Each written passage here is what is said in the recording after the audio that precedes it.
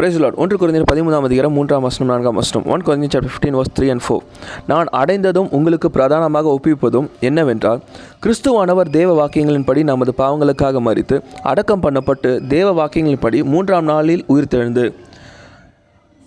நம்ம ஒரு கிஃப்ட்டு வாங்குகிறோன்னு சொன்னால் அந்த கிஃப்ட்டு வாங்கும்போது நமக்கு எவ்வளோ சந்தோஷமாக இருக்கோ அதை விட மிகுந்த சந்தோஷம் எனக்கு இந்த கிஃப்ட் வந்துச்சுன்னு சொல்லி அதை மற்றவர்கள்ட்ட காட்டி நம்ம சந்தோஷப்பட முடியும்.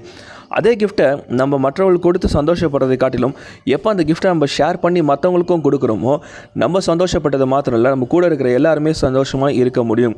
அப்படி தான் பவுல் அப்படின்ற இயேசுவோட ஊழியக்காரன் என்ன பண்ணுறாருன்னு சொன்னால், நான் வாழ்க்கையில் பெற்றுக்கொண்ட மிகப்பெரிய ஆசீர்வாதத்தை நான் தெரிந்து கொண்டதை அறிந்து கொண்டதை உங்களுக்கு நான் தெரிவிக்கிறேன், உங்களுக்கு நான் பாஸ் ஆன் பண்ணுறேன் அப்படின்னு சொல்கிறாரு. அது என்னன்னு சொன்னால், கிறிஸ்துவானவர் இயேசு கிறிஸ்து வேத வசனங்களின்படி நமக்காக நம்முடைய பாவங்களுக்காக மரித்து அடக்கம் பண்ணப்பட்டு மறுபடியும் 3ஆம் நாள் உயிர்த்தெழுந்து வந்தார். இதுதான் நான் வாழ்க்கையில் பெற்றுக்கொண்ட மிகப்பெரிய ஆசீர்வாதம் என்று சொல்லி அவர் மற்றவர்களுக்கு அந்த இன்ஃபர்மேஷனை பாஸ் ஆன் பண்ணுறாரு.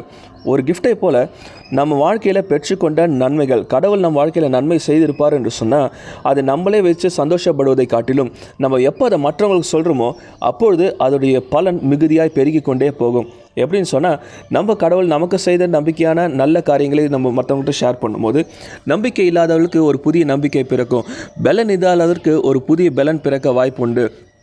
எனவே ஒரு கிஃப்டை போல் நம்மக்கிட்ட மட்டும் அந்த சந்தோஷம் இருக்குது, நம்ம மட்டும் அந்த நன்மை இருக்குதுன்னு சொல்கிறத காட்டிலும் நம்ம எப்போ அதை மற்றவர்களுக்கு ஷேர் பண்ணி அவங்களுக்கு புது பலனை புது நம்பிக்கைக்கு ஒரு ஆரம்பமாக இருக்கிறோமோ அப்போது நம் மூலமாய் அவங்க சந்தோஷப்படும் போது நிச்சயமாய் கடவுளுக்கு மகிமை உண்டாகும்.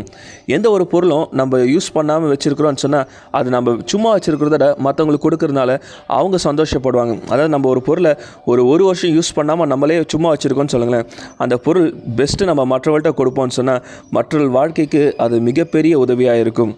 நம்மக்கிட்ட சும்மா இருக்கிற பொருள் இன்னொருத்தரோட வாழ்க்கைக்கு மிகப்பெரிய ஆசீர்வாதமாக மாறும். ஒரு பொருளுக்கே இவ்வளோ நன்மையான ஒரு சந்தோஷமான காரியங்கள் உண்டாகுன்னு சொன்னால் கடவுளோட மிகப்பெரிய அற்புதமான ஆசீர்வாதத்தை நம்ம மற்றவர்களுக்கு பகிர்ந்து கொடுக்கும்போது எத்தனை நன்மைகள் வரும்னு சொல்லி நம்ம எண்ணி பார்க்கவே முடியாது. எனவே நம்ம தெரிந்து கொள்ள வேண்டிய முக்கியமான காரியம், நாம் கடவுளிடத்துலேருந்து எந்த நன்மையை பெற்றுக்கொண்டோமோ அதை வைத்து நாம் மாற்ற சந்தோஷமாக இல்லாமல் நம் நிமித்தமாய் மற்றவர்களும் சந்தோஷப்படுகிற அளவுக்கு மற்றவருடைய வாழ்க்கைக்கு சந்தோஷத்தை கொண்டு வருவதற்கு நம்ம அதை அறிக்கையிட்டு கடவுளுக்கு மகிமையை சேர்ப்போம் என்று சொன்னால் நிச்சயமாய் ஆசீர்வதிக்கப்பட்டவர்களாக இருப்போம். Thank you and God bless you.